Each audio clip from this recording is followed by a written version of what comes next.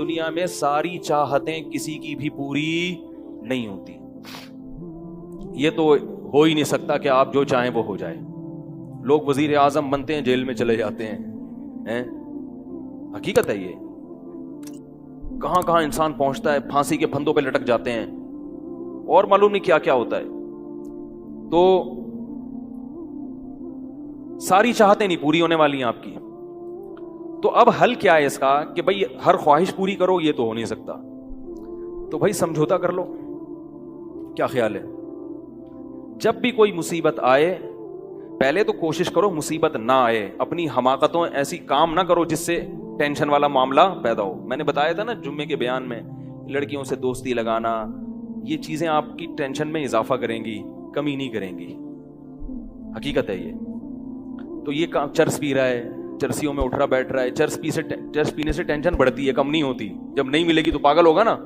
تو وہ کام, ایسے کام کرنا جس سے آپ غریب آدمی ہو لیکن رہنا اپنے مالداروں کے علاقے میں شروع کر دیا, اس سے ٹینشن بڑھے گی, احساس کمتری کا شکار ہو جاؤ گے.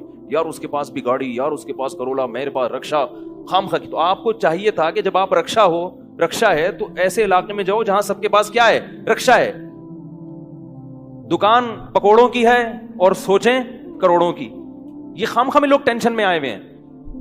میں نے ڈیفنس کے لوگوں کو بھی ٹینشن میں دیکھا ہے. 1000 گز کا بنگلہ ہے, کروڑوں روپے کما رہے ہیں مگر ٹینشن میں. یہ میں ہوائی باتیں نہیں کر رہا. لوگ آتے ہیں کیوں ٹینشن میں کہ پڑوسی کے پاس اس سے بھی زیادہ ہے. تو یہ ٹینشنیں قدرت کی طرف سے نہیں ہیں, یہ آپ کی اپنی پالی ہوئی ہیں. تو نبی حدیث میں نبی صلی اللہ علیہ وسلم نے فرمایا دنیا میں ہمیشہ اپنے سے کمتر کو دیکھو. یار میرے پاس رکشا ہے اور فلاں آدمی قسطوں پہ بھی رکشا خریدنے کی صلاحیت نہیں رکھتا. سڑکوں پہ فٹ پاتھوں پہ پڑے ہوئے ہیں. 3-4 دن پہلے صدر گیا میں تو دیکھا فٹ پاتھ پہ لوگ پڑے ہوئے ہیں. میں نے کہا یار یہ بھی لوگ ہیں, نہ گھر ہے نہ بال بچے. ایک کنوارے کا فون آیا, ایسے جیسے وہ نہیں ہوتی, کیا بولوں میں, ایسے طنز کر رہا تھا, کہہ رہے یار کوئی رشتہ ہی نہیں دیتا, یہ زندگی کوئی زندگی ہے. تو میں نے سوچا, میں نے کہا دیکھو وہ جو صدر میں فٹ پاتھ پہ پڑے ہوئے ہیں نا, ان کو کوئی دے گا رشتہ؟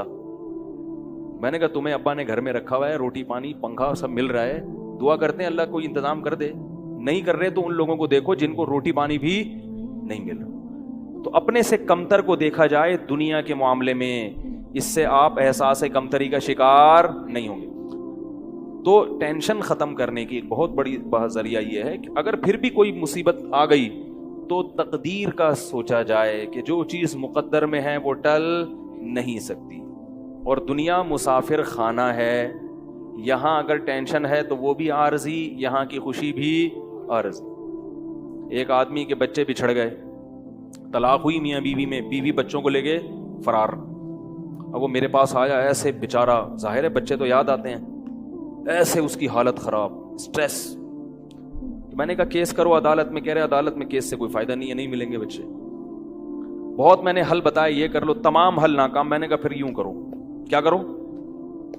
مٹی ڈال. میں نے کہا ڈاکٹر عافیہ صدیقہ کا سوچو, وہ عورت ہے, جیل میں ہے, اپنے بچوں سے دور ہے, مزید اولاد بھی نہیں ہو سکتے اس کے. تو میں نے کہا تمہارا اگر تمہیں جیل میں ڈال دیا جائے نا ابھی, تو تم کہو گے چلو بچے نہ ملے لیکن جیل سے تو باہر آؤں, یہی سوچو گے نا. اس کا سوچو کہ وہ ایک عورت ذات ہے, کئی سالوں سے جیل کے اندر پڑی ہوئی ہے, اور عورت کے لیے بچوں سے جدائی وہ بہت زیادہ مشکل ہے, مرد تو برداشت کر لیتا ہے.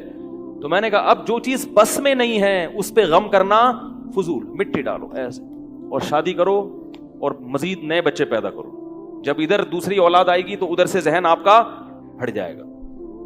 کہتے ہیں لوگ تانے دیں گے, بچوں کو بھول گیا. میں نے کہا لوگوں کے پاس فالتو ٹائم بہت ہے, ٹھیک ہے نا, وہ تانے دیتے رہیں گے, لوگوں کے تانوں کی پرواہ مت. جب ایک چیز آپ کے بس میں نہیں ہے تو اس پہ سوچنا کیسا. یہ بھی ایک بہت بڑا نسخہ ہے سکون کا کہ جو چیز آپ کے اختیار میں نہیں ہے اس کے بارے میں سوچنا بند کر دو. دیکھو نوح علیہ الصلوۃ والسلام اپنے بیٹے کی ساری زندگی تربیت کرتے رہے مگر وہ کافر نکلا. آخری وقت میں نوح علیہ السلام کو اپنے بیٹے پر کتنا پیار آیا کہ میری کشتی میں سوار ہو جا. بیٹا کہتا ہے سآوی الی جبل یعصمنی من الماء, میں پہاڑ پہ چڑھ جاؤں گا جو مجھے پانی سے بچا لے گا. پیغمبر کو اپنی اولاد سے بہت محبت ہوتی ہے, بہت زیادہ. جیسے یعقوب علیہ السلام کو تھی نا اپنے بیٹے سے, کتنا درد ہوگا اس وقت نوح علیہ السلام کے دل میں, کیسے تڑپ رہے ہوں گے. لیکن بیٹا باز نہ آیا. وحال بینہم الموج فکان من المغرقین, ایک موج آئی اور اس کو غرق کر دیا. نوح علیہ السلام نے اللہ سے دعا مانگی, ان ابنی من اہلی, اے اللہ میرا بیٹا میرے اہل و عیال میں سے ہے, تو نے تو وعدہ کیا تھا تو میرے اہل و عیال کا خیال کرے گا. اللہ نے کیا فرمایا, انہ لیس من اہلک, یہ تیرے اہل میں سے نہیں ہے, اس کا عمل ٹھیک نہیں ہے. فلا تسألنی ما لیس لک بہ علم, دوبارہ یہ سوال مجھ سے مت کرنا. اب یہ نہیں کہ نوح علیہ السلام بیٹھ گئے اور یہ کیا ہو گیا اور سوچیں یہ تو بس. نوح علیہ السلام نے فوراً استغفار کیا, اعوذ بک ان اسألک ما لیس لی بہ علم, اے اللہ میں تجھ سے پناہ مانگتا ہوں ایسی چیز کی, میں تجھ سے ایسا سوال کروں جس کی دلیل میرے پاس نہیں. بس بھول گئے. اب یہ تھوڑی کہ روتے رہیں بیٹھ کے, بھائی جو چیز بس میں نہیں ہے چھوڑ دو. تو ہم بہت ساری چیزوں کی ٹینشن لیتے ہیں جو ہمارے اختیار میں نہیں ہے. پیٹرول مہنگا ہو رہا ہے, بیٹھ کے خام میں پریشان ہے. بھائی تم سے پوچھ کے تھوڑی مہنگا ہوا ہے. غم کرنے سے اگر وہ سستا ہو جائے تو رو. میرے پاس تھی Kawasaki G T O, Kawasaki G T O 125. آپ کو پتا ہے کیا بائک تھی وہ, ہم نے بھی بڑے شوق پالے ہیں ایک زمانے میں. میں اس میں پیٹرول ٹھیک ٹھاک ڈلتا تھا. اب جب پیٹرول مہنگا ہوتا تو سب سے زیادہ متاثر میں ہوتا تھا اس سے. 50 والوں کو کچھ نہیں ہوتا تھا. تو میں ایک دفعہ پیٹرول پمپ گیا, میں نے پیٹرول ڈلوایا اس میں, تو اس نے کہا وہ 5 روپے پر لیٹر بڑھ گیا ہے. مجھے بڑا غصہ آیا. میں نے ساتھ والے سے کہا, میں نے کہا یار یہ کیا مذاق ہے یار, ہر تھوڑے دن بعد 5 روپے بڑھ رہا ہے, تو آپ کو غصہ نہیں آیا؟ اس نے کہا صرف میرے لیے تھوڑی بڑھ رہا ہے, پوری قوم کے لیے بڑھ رہا ہے نا. تو مجھے اس کی بات بڑی اچھی لگی. اس نے کہا میرے اکیلے کے لیے بڑھے تو مجھے غصہ ہے, سب کے لیے بڑھ رہا ہے تو چلو ٹھیک ہے. اس دن کے بعد سے اب تک پیٹرول بڑھنے پر مجھے غصہ نہیں آیا. میں یہی کہتا ہوں یار مجھے ٹینشن لینے سے کیا ملے گا, 100 روپے لیٹر بڑھ جائے, زیادہ زیادہ یہ ہوگا, بہت زیادہ بڑھے گا تو گاڑی بیچ دو. بھائی نہیں ہمارے کنٹرول سے باہر ہو گئی ہے, گاڑی بیچ دو, دوبارہ آ جاؤ ٹیکسی پہ آ جاؤ, پھر بھی ہے تو پھر رکشے پہ آ جاؤ, پھر چنچی پہ آ جاؤ, پھر پیدل ہو جاؤ. جو چیز اختیار میں نہیں ہے اس کی ٹینشن لینا حماقت ہے. بات آ رہی ہے سمجھ میں؟ اسی طرح یاد رکھو اولاد کی تربیت کا معاملہ ہے. ہمارے ہاں جو لوگ نئے نئے دیندار بنتے ہیں یا پرانے بھی, وہ چاہتے ہیں میرا گھر 100% خلفائے راشدین جیسا بن جائے, جبکہ بیگم پہ کنٹرول نہیں ہوتا, وہ الگ سمت میں جا رہی ہوتی ہے. اب آپ نے ڈنڈا چلانا شروع کر دیا, بچے باغی ہونا شروع, وہ بجائے دین پہ آنے کے ابا کو مکھنچو سمجھنا شروع کر دیتے ہیں اور بغاوت پھیلتی ہے. تو بھائی آپ اعتدال سے تربیت کی کوشش کرو, ہو گئی ٹھیک ہے, نہیں ہوئی ہم سے نہیں سوال ہوگا, ہم جو کر سکتے تھے ہم نے کر لیا. تو ہم نے نا بہت ساری چیزیں, یہ ہو رہا ہے معاشرے میں غلط, یہ ہو رہا ہے, وہ جماعت کیوں آ گئی, وہ جماعت کیوں آ گئی, وہ فلاں فرقہ کیوں بڑھ رہا ہے, یہ والے کیوں کم ہو رہے ہیں, وہ زور سے آمین کیوں کہہ رہے ہیں, وہ آہستہ آمین کیوں کہہ رہے ہیں, ٹھیک ہے نا, وہ رفع الیدین کیوں کر رہا ہے, وہ رفع کیوں نہیں کر رہا. میرا ایک اصول ہے, میں جب کسی ٹاپک پر بیان کرتا ہوں تو مجھے جب بھی کوئی ایسے اختلافی مسائل پر بیان ہوتا ہے نا, تو اکثر لوگوں کے پھر واٹس ایپ پہ میسج آنا شروع ہوتے ہیں, آپ نے جو یہ بیان کیا اس میں یہ والی بات, حالانکہ اس بات کا جواب اس میں موجود ہوتا ہے. تو میں پھر مزید جواب نہیں دیتا, میں کہتا ہوں پورا بیان سنیں. وہ پھر جواب بھیجتے ہیں کہ ہم نے پورا بیان سنا ہے. میں کہتا ہوں دوبارہ سنیں. کہتا ہے سنا تو ہے, مجھے جواب نہیں ملا, جبکہ مجھے پتا ہوتا ہے جواب اس میں ہے. میں کہتا ہوں پھر تیسری بار دوبارہ سنیں, کیونکہ اس سے زیادہ کہ ہم مکلف نہیں. اب یہی تھوڑی کہ ایک ہی چیز کو لے کے پھر وہی سوال, وہی جواب, وہی سوال, وہی جواب. پبلک کے پاس تو ٹائم ہے, وہ تو کرتے رہیں گے اور آپ کی صلاحیتیں بیکار ضائع ہوتی رہیں گی. بھائی ہم جب ایک ٹاپک پر بات کی, پورا کور کیا اس کو, مجھے اچھی طرح معلوم ہے آپ کے ان تمام سوالات کا جواب اس میں موجود ہے. اب بار بار سوال کرو گے تو ہم نئے سرے سے جواب دے کے ٹائم ضائع. یہ ٹینشن ہے خامخواہ کی کیوں پالیں؟ ٹینشن پتہ ہے کیا ہوتی ہے؟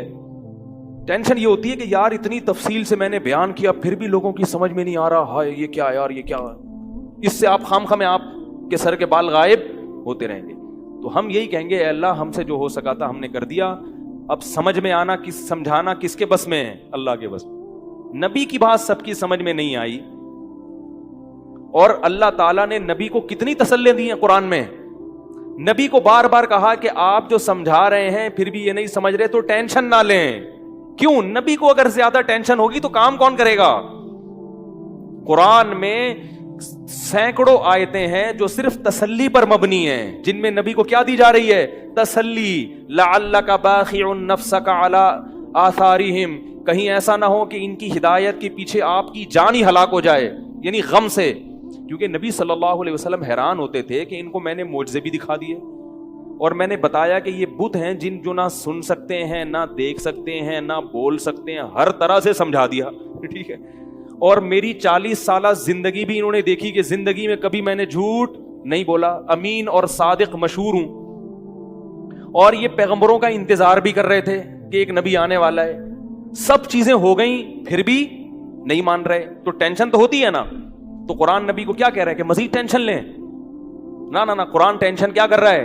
کام. نہ ٹینشن نہ لیں، ٹینشن نہ لیں. ما انت علیہم بمسیطر، آپ ان پر نگہبان نہیں ہیں، داروغہ نہیں ہیں، گن پوائنٹ پہ نہیں لائیں گے آپ کسی کو، آپ سے سوال نہیں ہوگا. آپ بلغ ما ارسل الیک من ربک، آپ کا کام ہے پہنچانا.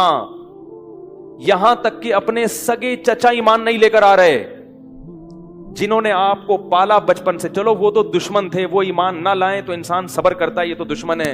اپنے سگے چچا جنہوں نے بچپن میں پالا، کفالت کی آپ کی، 3 سال رسول اللہ صلی اللہ علیہ وسلم کا بائیکاٹ کیا ہے قریش نے، کھانا پینا بند کر دیا. شعب ابی طالب کی گھاٹی میں بند کر دیا بنی ہاشم کو، کہ ان کا 3 سال تک کوئی لنک نہیں ہوگا ان سے، تاکہ یہ رجوع کریں اپنے دین سے. ابو طالب بھی آپ صلی اللہ علیہ وسلم کے ساتھ اس گھاٹی میں بند ہوئے، ایمان نہیں لائے مگر اپنے بھتیجے کا ساتھ دیا. اتنے اچھے چچا لیکن ایمان نہیں لائے. کیسا نبی کا دل کڑتا ہوگا کہ نہیں ہوگا؟ موت کے وقت آ کے نبی نے کہا کہ ایک دفعہ کلمہ پڑھ لیں تاکہ قیامت کے دن آپ کی بخشش کر سکوں، سفارش کر سکوں، آپ کی اللہ سے بخشش کی دعا کر سکوں. کیسا دل مچلتا ہوگا نا. ابو طالب کو خیال آیا کلمہ پڑھنے کا. قریش کے جو سردار تھے انہوں نے ابو طالب کو دیکھنا شروع کر دیا کہ کلمہ. کتنا غصہ آیا ہوگا نبی کو ان سرداروں پہ کہ میرا چچا جس نے میری اتنی کفالت کی، مجھ سے اتنی محبت کی، آج وہ میرے سامنے جہنم کی آگ میں داخل ہو رہا ہے اور یہ کمبخت کھڑے ہوئے اس کو ورغلا رہے ہیں.